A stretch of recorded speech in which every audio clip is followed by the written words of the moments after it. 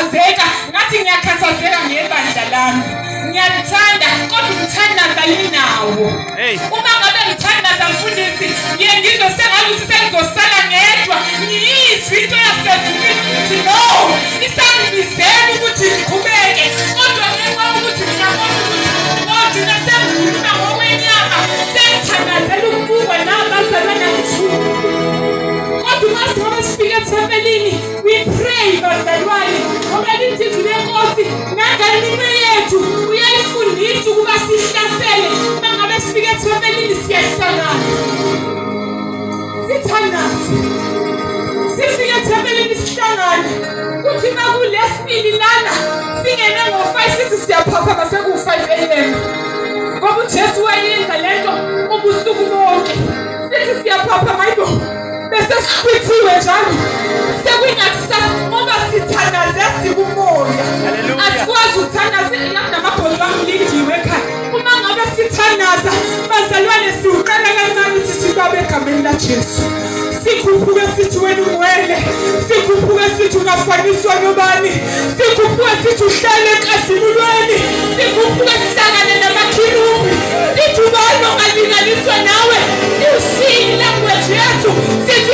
okhosi yethu sithi nokho liyeda sithi yebe liyeda khosi sithi nokho ndiwe haleluya sesibuyekile ukuthandaza kwenkaluko yenyama ethi mina uthi ngithandaza ngenxa yokuthi nje ngifikile endlini yomthandazo siwushiye umzimba wethu ubani umuntu ehambe eshila izandla kanti sekubulela umoya ongcwele yena sephemile kuyena umoya ehambe kanti umoya ongcwele ulo sethandaza kuyo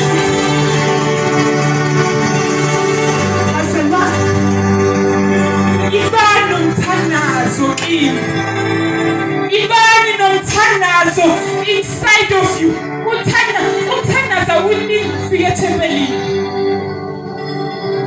umthandazo awulindi ukuthi sihlangane nenkonzo yabasha uvuka kuwe uthi ngiyawuqaba uyanisi seku-5 yophe ushiwa ayanisi ungene kamereni uthi baba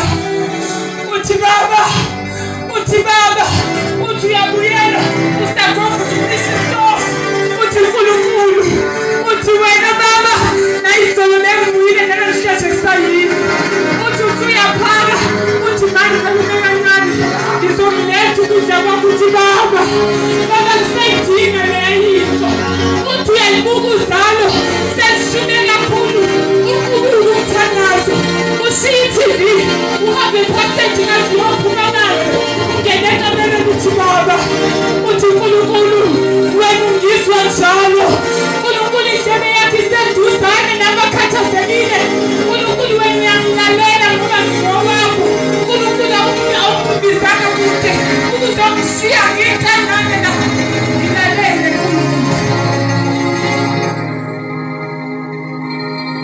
We pray to God. Hey Nkosi yami.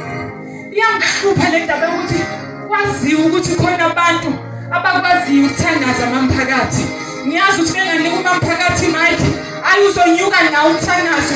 Benganika ulungele imike, hayi uzonyusi. Bazalwane simelwe sonke ukuthi sikwazi ukuthandaza. Uma ngabe sithandaza la, sithandaze izwi lenkosi silibize igama amadimoni athuthumele ngoba lithi izwi lenkosi leli gama liphakanyisiwe ezulwini leli gama emhlabeni liphakanyisiwe namadimoni ngaphansi komhlaba ayalizwa and-tremble. Asikwazi kuleka it's something eyigugu kangaka uthi umhlabeni nowecilongo umkhuleko yigugu lethu. It's what we hold close in our heart. Into eyitreasure incebo yethu into esinikeziwe uNkulunkulu ilwane asikwazi ukuyenza ihlahla ikwazi ukuyenza umuntu okwazi ukuyenza. So why not do it Basela?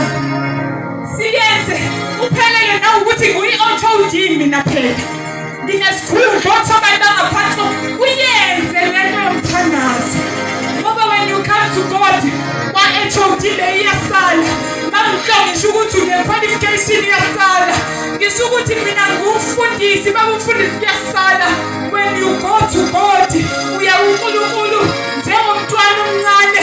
Lithi izwi leNkosi wabalandisa umfanekiso wokuthi khona ongathathi ingane wase wathi umbuso wezulu wamkela njengomuntu onje. Ozoya kuNkulunkulu kwakhe, babantu ongithengele ibhanoyi, babantu ongithengele wamkhumbi, babantu ongithengele wambusi. Ngoba unethemba kubaba wakhe, uyazi ukuthi ubaba wakhe ngakwenza konke. Ubaba wakhe uyayibuka ukuthi ngathi ngo-R10 esikhwameni, kodwa lo umntwana uthemba bangicela ukuthi ngoba yena ku-engqondweni yakhe, my father can do it. My father can do it. Hallelujah. My father can do it. Uthi Apostle Paul, he can do exceeding. He can do abundantly. He can do above all that we can even think. Esingalakwenzi, esisacabanga, uNkulunkulu angenza ongaphezulu kwakho. Asithandaze bazalwane. Asibe yibandla elithandazayo bazalwane. Siqine emthandazweni, siqine edolweni, siqine ekwazini uNkulunkulu. Sithandaze. Mfundisi, uke uplan ukuthi siza la sizothandaza. Mina ngisemncane sasisohlanga ngisakhonze faith. Afika umama upastor AD athi leli hour lokuthandaza. Walk around, inkulise athi walk around. Mawusungasazi ukuthi uzothini, hamba uthi in the name of Jesus. Mawungasazi ukuthi uzothandaza uthi hamba nje uthi baba wethu osezulwini angcolisa igama lakho. Mawungasazi ukuthi uzothini, hamba uthi uJehova ungumaliso. But leli hour lo angifuna uzohlala phansi, angifuna uzofundisa, angifuna uzokwenza anything but pray. Uthi bazalwane, ngiyakwazi ukuthanda ngaleli hour. Uthi Jesu mayebuya belele abafundi uthi kodwa bengeke lithandaze i-hour lokho. Elilodwa i-hour sengaze ngizumeke, elilodwa i-hour. Mfundisi, mina ngiyakwazi ukuhlala ku-Insta, ngihlale ku-Twitter, ngihlale ku-Facebook kuphela u-3 hours. Ngiyakwazi nje. Ngingene ku-WhatsApp, ngibuka ama-status abantu, ngiphendula ama-message, ngiposte nami kuphela 3 hours.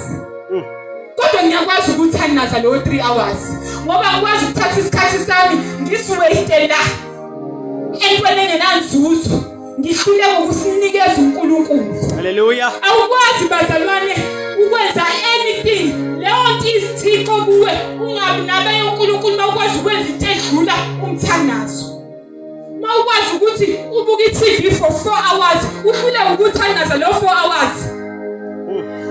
Ukwazi ukuvakasha kamakhelwane uhlale khona kuze kushaye u6, uhlule ukuthandaza lo 6 hours. Akwazi bazalwane. Uma sifika la kulesibili 5 minutes, ngegama likaJesu amen, siyaphuma siyahamba. Kodwa lesibili lomthandazo olomthanda ulesibili ku7 days olomthanda lona lodwa. Masifika la ngeBible study ufika la uthobani athi sithandaze 4 minutes 3 minutes, sifundele ivesi phela 2 hours, sithandaze 2 minutes sigoduka. Ngolesibili bese ngiyasawenza lo 2 hours. Sifike nje la siphuphuze uNkulunkulu, sibone ukuthi nathi njengowana ngesinike yini umntwana. Ngicela umfundisi aze ngaphambili sithandaze.